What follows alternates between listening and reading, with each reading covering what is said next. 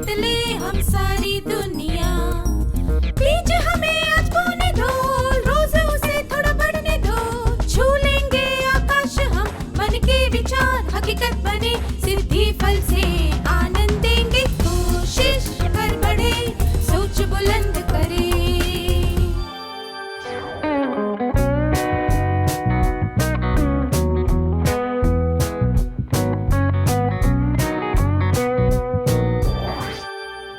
नमस्ते छात्रों, आप सबसे फिर से मिलकर खुशी हुई। आशा है कि अब आप आलोचना को ठीक से समझने लगे होंगे। आइए आज के सत्र की शुरुआत एक कहानी से करते हैं। नीलम एक शिल्पकार की कार्यशाला देखने गई। उसने अंदर जाने से पहले अपनी चप्पल एक पत्थर पर उतार कर रख दी। उसने सारी मूर्तियों को बहुत ध्यान से देखा और उनकी सुंदरता को सराहा। उसे किसी मूर्ति में बना एक सितार बहुत पसंद आया। शिल्पकार नीलम को उस सितार की खूबियों के बारे में बताने लगा। कार्यशाला में घूमने के बाद नीलम फिर से दरवाजे पर पहुंच गई, जहां उसने अपनी चप्पल उतारी थी। नीलम ने देखा कि उस पत्थर पर कुछ निशान बने हुए थे। शिल्पकार ने पत्थर की तरफ देखते हुए कहा, मैंने इस पत्थर पर सितार बनाना शुरू किया था, पर यह पत्थर हथौड़े की मार नहीं सह सका। इसीलिए मैंने दूसरे पत्थर पर हथौड़े से मारना शुरू किया। आपने इस कहानी से क्या सीखा? 1. जो पत्थर हथौड़े की मार सह सकता है वही मूर्ति बन सकता है। 2. हमें अपनी चप्पल किसी पत्थर पर नहीं छोड़नी चाहिए। 3. पहली कोशिश में कोई भी मूर्ति अच्छी तरह नहीं बन पाती। कोई भी पत्थर हथौड़े की मार सहने के बाद ही सुंदर मूर्ति बन पाता है। उसी तरह जो व्यक्ति आलोचना को सहन करके उससे उभर पाता है वही अच्छा मनुष्य बन पाता है। बाकी लोग वैसे ही रहते हैं, उनमें कोई सुधार नहीं आता। इसका मतलब है कि आलोचना में ऐसी शक्ति है जो हमें अच्छा मनुष्य बनाती है। क्या आलोचना की वजह से कभी आप में कोई बदलाव आया है? क्या आप इसके बारे में दूसरों को बताना चाहेंगे?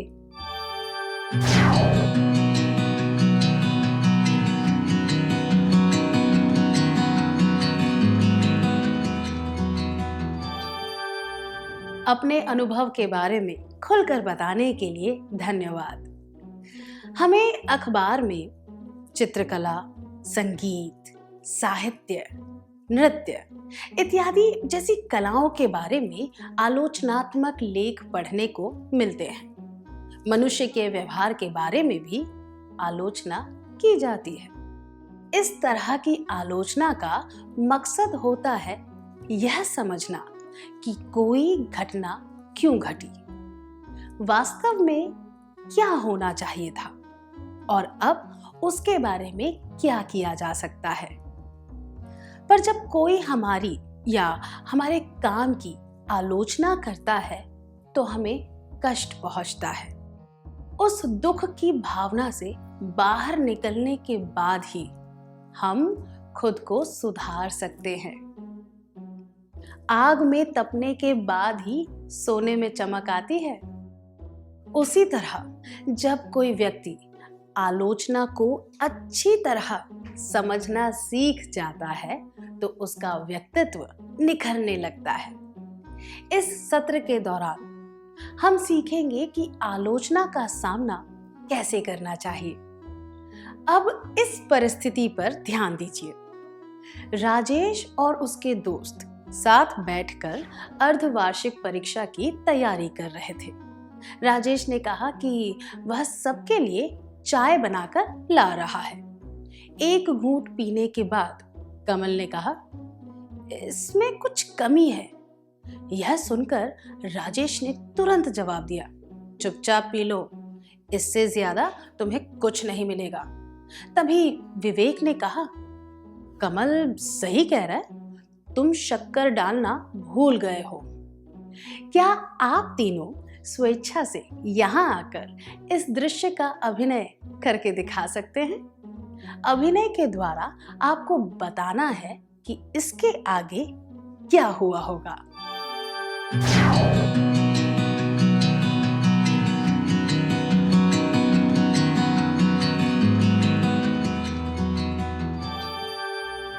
धन्यवाद।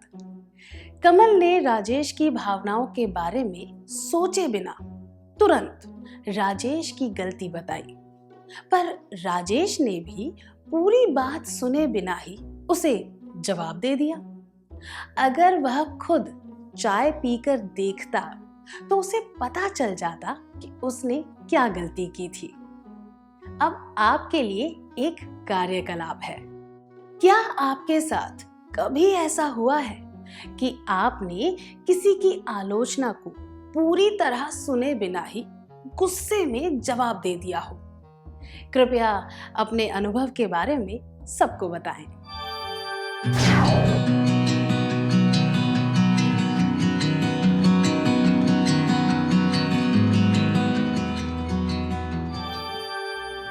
धन्यवाद। चाहे किसी भी तरह की आलोचना हो, पर हमें तुरंत प्रतिक्रिया नहीं करनी चाहिए।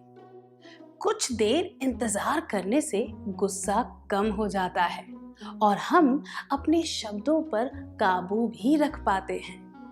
आलोचना का सामना उचित तरीके से करना एक जरूरी कौशल है।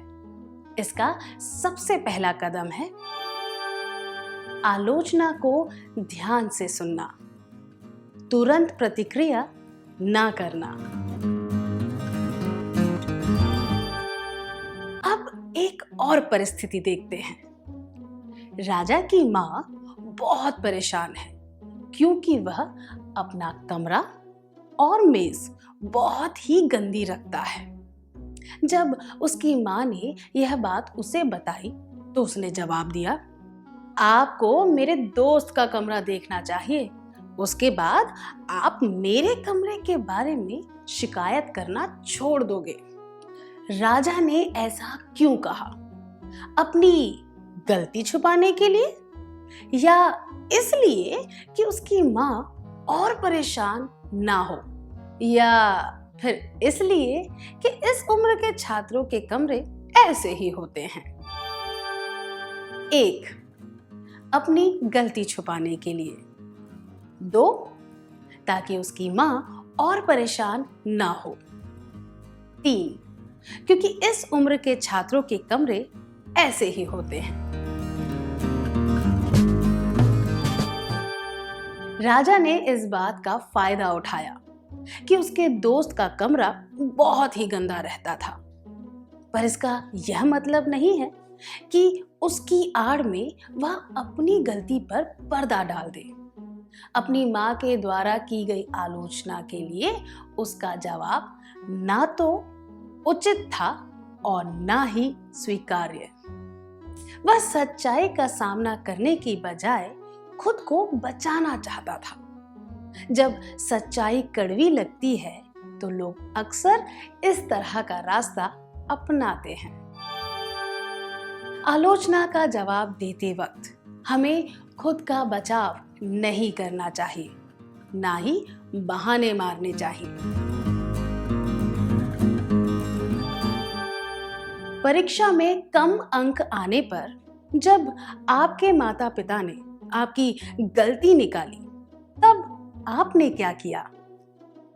अगर ऐसा कुछ भविष्य में हो तो आप उस परिस्थिति को कैसे संभालेंगे?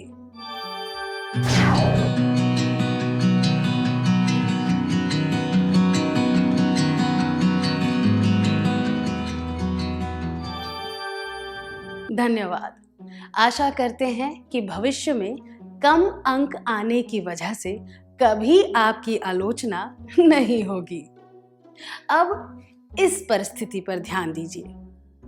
यमुना एक साड़ी पर कसीदा निकाल रही थी। वह कसीदे से फूल और चिड़िया बना रही थी। कसीदा निकालते वक्त उससे एक छोटी सी गलती हो गई।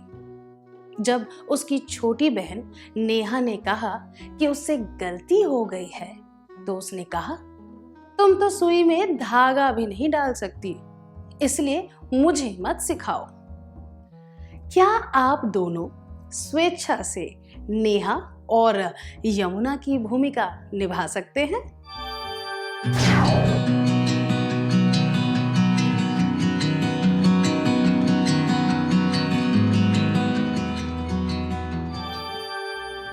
धन्यवाद, बहुत अच्छा अभिनय किया आपने। नेहा को सुई में धागा डालना नहीं आता होगा, पर इसका यह मतलब नहीं है कि यमुना उसे अशिष्ट तरीके से जवाब दे। ऐसा व्यवहार अनुचित होता है। आलोचना का जवाब देने का यह सही तरीका नहीं है। जो व्यक्ति आपकी गलती बता रहा हो, उस पर अपने शब्दों से इस तरह हमला नहीं करना चाहिए। यह अशिष्ट होता है और बचकाना लगता है। आलोचना का सामना करते वक्त हमें आक्रामक तरीके से जवाब नहीं देना चाहिए। अब एक और परिस्थिति देखते हैं। अखिल शाम को 7 बजे संगीत सीखने जाता है। स्कूल से 4 बजे लौटकर वह थक गया था और थोड़ा आराम करना चाहता था। वह नाश्ता करके टीवी देखने बैठ गया। वह टीवी देखने में इतना खो गया कि उसे समय का ख्याल ही नहीं रहा। अचानक उसने देखा कि 6:45 बज गए हैं। वह तुरंत संगीत क्लास के लिए निकला और वहां 7:15 बजे पहुंचा। संगीत के शिक्षक उस पर गुस्सा हुए। देरी से आने के लिए उन्होंने उसे गैर जिम्मेदार कहा। उसे क्या करना चाहिए? सजा से बचने के लिए क्या उसे कहना चाहिए कि वह किसी जरूरी काम में फंस गया था, या उसे सही बात बता देनी चाहिए, या फिर उसे बस यह मान लेना चाहिए कि वह देरी से आया है? 1. कहना चाहिए कि वह किसी जरूरी काम में फंस गया था। 2. सही बात बता देनी चाहिए। 3. उसे यह मान लेना चाहिए कि वह देरी से आया है। यह कहने का कोई फायदा नहीं कि वह देरी से आया है, क्योंकि यह तो शिक्षिका को पता ही है। इसीलिए यह जवाब अनुचित है। अखिल अपनी गलती की वजह से देर से आया था, इसीलिए उसे देर होने का सही कारण बता देना चाहिए और आलोचना से बचने के लिए झूठ नहीं बोलना चाहिए। उसे सही कारण बताते हुए अपनी गलती स्वीकार कर लेनी चाहिए। जब किसी भी परिस्थिति में आलोचना का सामना करना पड़े, तो अपनी गलती स्वीकार करके ईमानदारी से जवाब देना चाहिए। खुद को बचाने की या आक्रामक तरीके से जवाब देने की कोशिश नहीं करनी चाहिए। आलोचना का सामना करते वक्त ईमानदारी से जवाब देना चाहिए। अपनी गलती मान लेनी चाहिए। अब हम एक और कार्यकलाप करेंगे। आलोचना का सामना करते वक्त क्या आपने कभी सच को छुपाने की कोशिश की है? क्या आप इस बारे में अपने दोस्त को बताना चाहेंगे?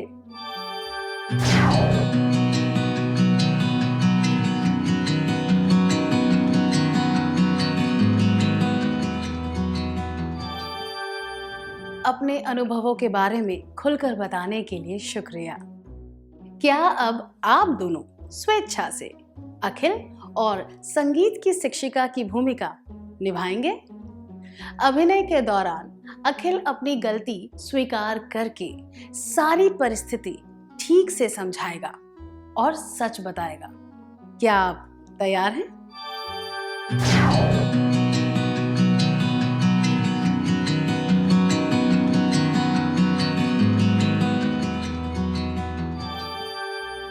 धन्यवाद।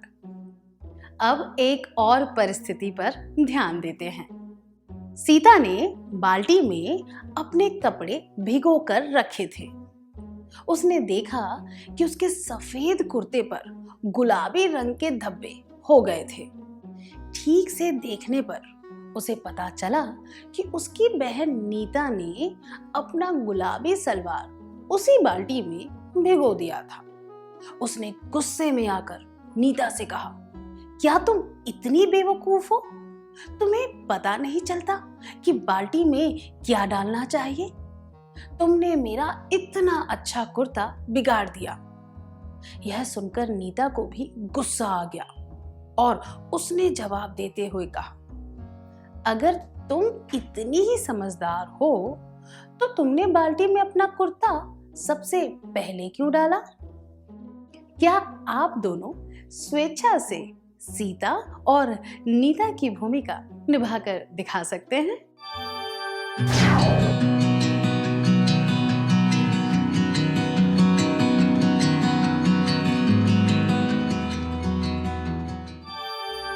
धन्यवाद। नीता ने बहुत ही चालाकी से जवाब दिया, पर आलोचना का सामना करने का यह सही तरीका नहीं है। उसकी गलती यह थी कि उसने सीता की आलोचना में सच्चाई नहीं देखी। सीता ने भावुक होकर आलोचना की, पर उसकी बात सही थी। नीता को अपनी सलवार भिगोने से पहले यह देख लेना चाहिए था कि उसका रंग निकलता है या नहीं। लापरवाही या फिर अज्ञानता की वजह से उससे ऐसा हो गया। नीता ने सच्चाई पर ध्यान नहीं दिया। आलोचना का सामना करने का सही तरीका यह है कि हम सच्चाई और भावनाओं को अलग अलग रखें। अपनी गलती स्वीकार करके माफी मांगने से परिस्थिति अपने आप संभल जाती है। कड़ी आलोचना का सामना करते वक्त हमें राय, तथ्यों, सच्चाई और भावनाओं को अलग अलग रखना चाहिए।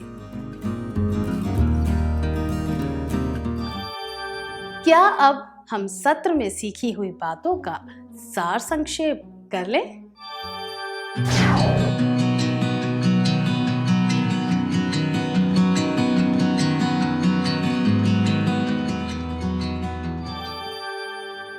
हमें आलोचना को ध्यान से सुनना चाहिए। तुरंत प्रतिक्रिया नहीं करनी चाहिए। आलोचना का जवाब देते वक्त या सामना करते वक्त हमें खुद का बचाव नहीं करना चाहिए, ना ही बहाने मारने चाहिए। आक्रामक तरीके से बात नहीं करनी चाहिए। ईमानदारी से जवाब देना चाहिए। अपनी गलती मान लेनी चाहिए। राय, तथ्यों, सच्चाई और भावनाओं को अलग अलग रखना चाहिए। धन्यवाद। आपने बहुत अच्छी तरह सार संक्षेप किया। अब हम कुछ गृह कार्य लिख लेते हैं ताकि हम इन सब बातों को ठीक से समझकर अपने जीवन में इनका उपयोग कर सकें।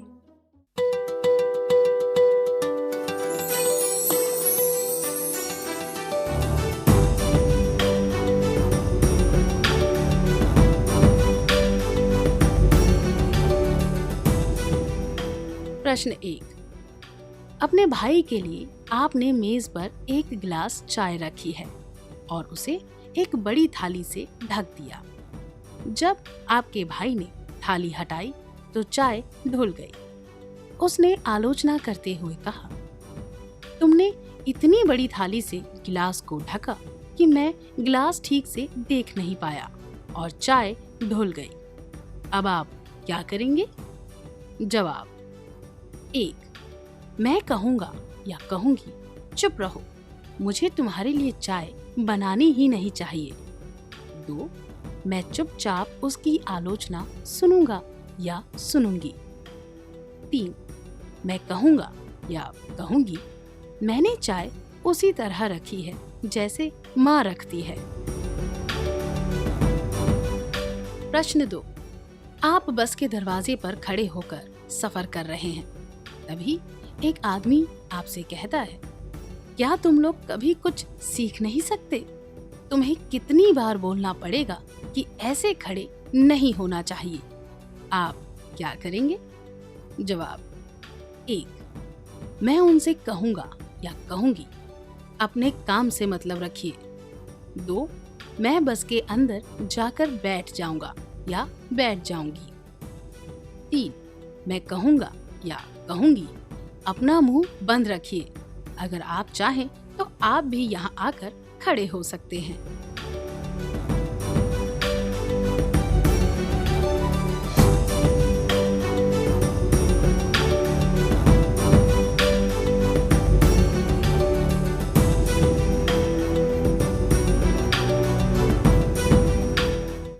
क्या आप अगले सत्र में आने से पहले यह कार्य पूरा करके लाएंगे? तब तक के लिए अलविदा।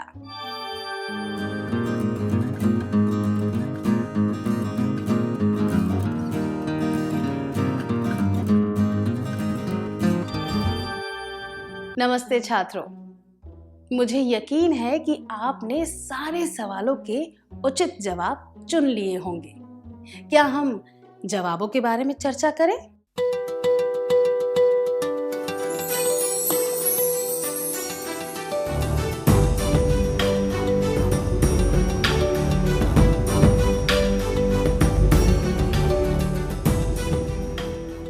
प्रश्न 1. अपने भाई के लिए आपने मेज पर एक गिलास चाय रखी है और उसे एक बड़ी थाली से ढक दिया।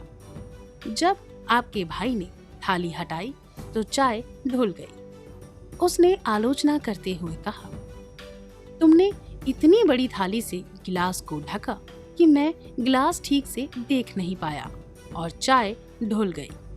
अब आप क्या करेंगे? यह जवाब: मैं कहूँगा या कहूँगी, मैंने चाय उसी तरह रखी है जैसे माँ रखती है, अनुचित है। यह दर्शाता है कि आप आलोचना को स्वीकार नहीं कर रहे और खुद को बचाने का प्रयास कर रहे हैं। यह जवाब: मैं कहूँगा या कहूँगी, चुप रहो, मुझे तुम्हारे लिए चाय बनानी ही नहीं चाहिए, भी अनुचित है। यह दर्शाता है कि आप आलोचना सुनकर उस व्यक्ति पर अपना गुस्सा निकाल रहे हैं, जबकि यह जवाब, मैं चुपचाप उसकी आलोचना सुनूंगा या सुनूंगी, उचित है। यह दर्शाता है कि आप आलोचना को ध्यान से सुन रहे हैं और बिना सोचे समझे कोई प्रतिक्रिया नहीं कर रहे हैं। इससे यह भी पता चलता है कि आप अपनी गलती को स्वीकार कर रहे हैं। इस तरह आप आलोचना को स्वीकार करना सीखेंगे और भविष्य में वह गलती नहीं दोहराएंगे। आपने कौन सा जवाब चुना था?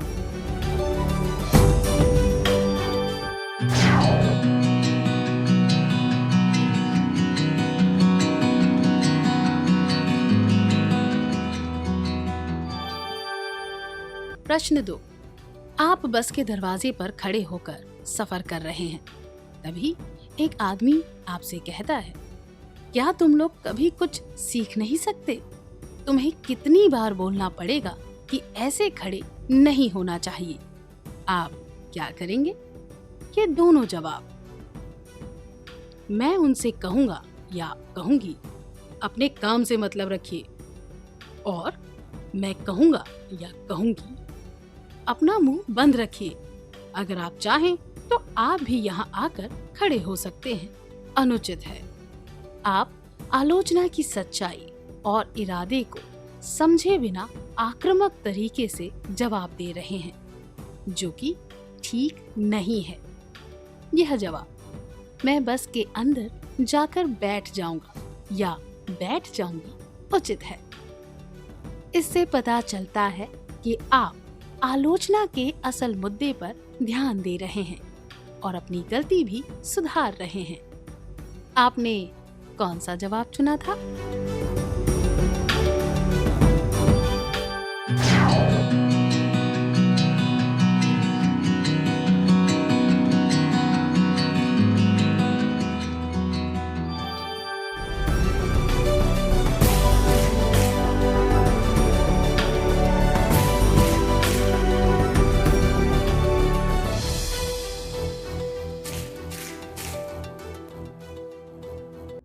जिन छात्रों ने सारे उचित जवाब चुने थे, उन्हें बधाई हो। आलोचना का जवाब हमेशा सोच समझ कर दें और अपने जीवन में आगे बढ़ें। क्या हम अगला सत्र शुरू करें?